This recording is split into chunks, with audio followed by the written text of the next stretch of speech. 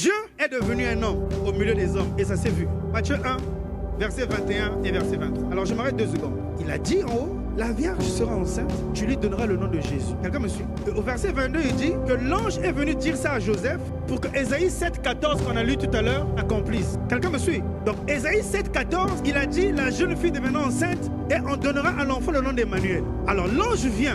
Il reprend Ésaïe 7, 14 et il dit ça dans le songe au mari de Marie. Mais dans le songe, il ne dit pas l'enfant s'appellera Emmanuel. Il dit que l'enfant s'appellera Jésus. Alors, verset 22, il dit cela pour que la parole prophétique s'accomplisse. Il ne faut pas passer vite. Parce qu'en temps normal, quand on lit en français, il y a contradiction. Ésaïe a dit Emmanuel et l'ange vient, il dit Jésus. Pourquoi les deux noms sont différents? Quand il repart, regardez, Ésaïe 7, Emmanuel, Matthieu 1, 21, Jésus, Matthieu 1, 23, Emmanuel. Quel est le secret qu'il veut nous donner? Il dit Emmanuel, ça signifie Dieu avec nous. En d'autres termes, si l'enfant s'appelle Jésus, ça veut dire que Jésus, c'est Dieu qui est devenu un homme au milieu des hommes. Jésus, c'est Dieu qui est devenu un homme au milieu des hommes. Peut-être que tu ne le crois pas. Peut-être que tes amis ne le croient pas. Je t'annonce que Jésus est Dieu. Bien-aimé, nous n'avons pas été sauvés par un simple prophète, par un simple homme puissant, par un homme qui fait des miracles simplement. Nous avons été sauvés par Dieu lui-même. Parce que Jésus est Dieu. Dis Amen.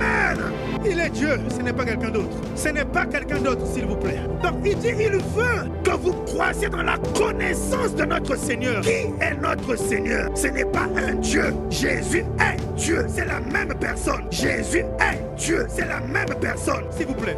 Jésus, ça veut dire Dieu qui est devenu un homme au milieu des hommes pour sauver les hommes. C'est ça Jésus. C'est ça Jésus. Il faut que tu établisses d'abord ce fondement. Jésus est Dieu, c'est pas un Dieu. Jésus, c'est Dieu lui-même. Donc il dit que c'est un mystère caché depuis les âges. Il y a une dimension de Dieu qu'on ne connaissait pas. C'est que Dieu pouvait avoir un corps. Dieu pouvait avoir un corps humain. Alors il dit, tu veux voir ce corps? Regarde la personne de Jésus. Et l'apôtre Paul révèle, c'est un mystère.